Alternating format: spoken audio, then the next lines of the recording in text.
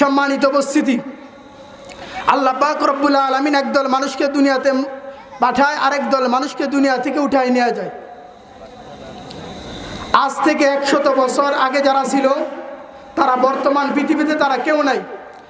আমরা যারা বর্তমান পৃথিবীতে বসবাস করতেছি 100 বছর পরে কেউ থাকবো না।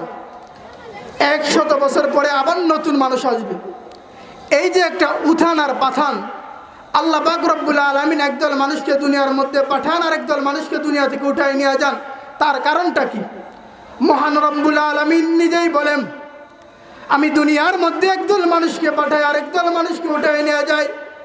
তার বড় কারণ হলো, মহান রব্বুল আলামিন বলে, তার 1 নম্বর কারণ হলো তার আমল পরীক্ষা করার জন্য।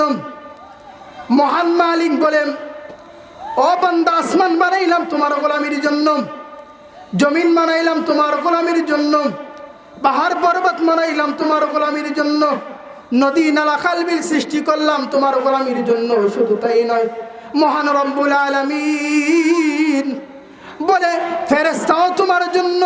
মহান মালিক বলে, আমি আল্লাহ তোমার জন্য। ও বান্দা, দুনিয়া বানাইলাম তোমার জন্য, নদী নালা খাল বিল বানাইলাম তোমার জন্য, ফেরেশতা বানাইলাম তোমার জন্য। আমি মহান মালিক, আমি আরশের মালিকও তোমার জন্য। শুধুমাত্র তোমাকে বানাইছি।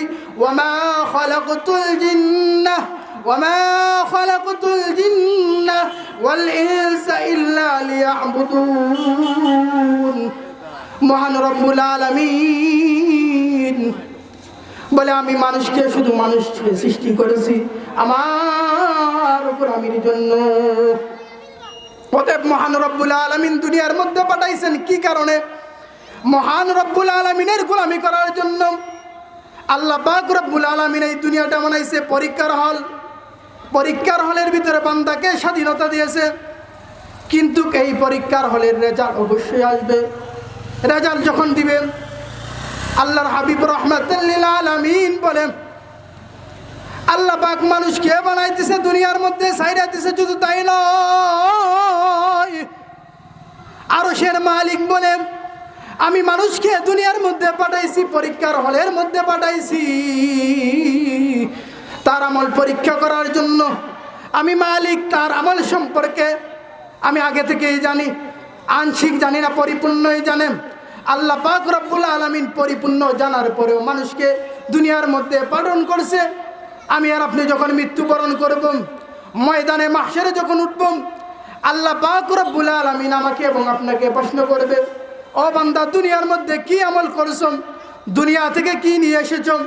ওই দিন নাফরমান বলবে, ওগো মালিক, দুনিয়ার মধ্যে মিথ্যা কথা বলি নাই, সত্য বলেছি, জুলুম করি নাই, পঙ্খানুপঙ্খানুভাবে নামাজ পড়েছি, হজ করেছি, যাকাত দিয়েছি, কোরআন এবং সুন্নাহ অনুযায়ী চলছি।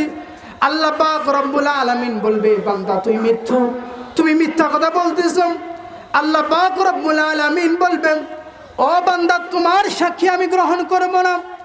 আমি আল্লাহ ময়দানে মাহশারে দুনিয়ার কোন আদালতের সাক্ষী আল্লাহ নিবে না।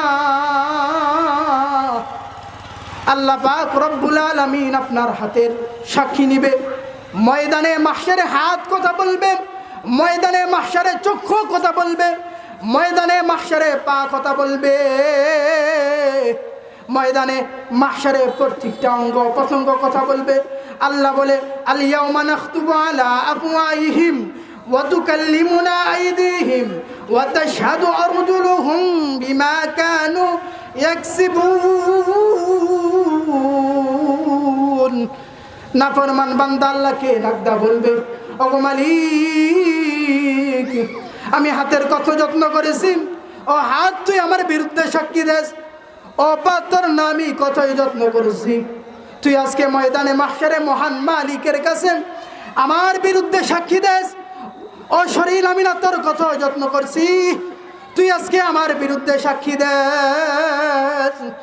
ওই দিন আফসোস করলে কোনো কাজে আসবে না, কারণ আল্লাহর হাবিব রাহমাতুল লিল আলামিন বলেন, ওই দিন দুনিয়ার কোনো শক্তি কাজে আসবে না, দুনিয়ার কোনো ক্ষমতা কাজে আসবে না, দুনিয়ার কোনো টাকা কাজে আসবে না। ওই দিন শুধু কাজে আসবে আমল।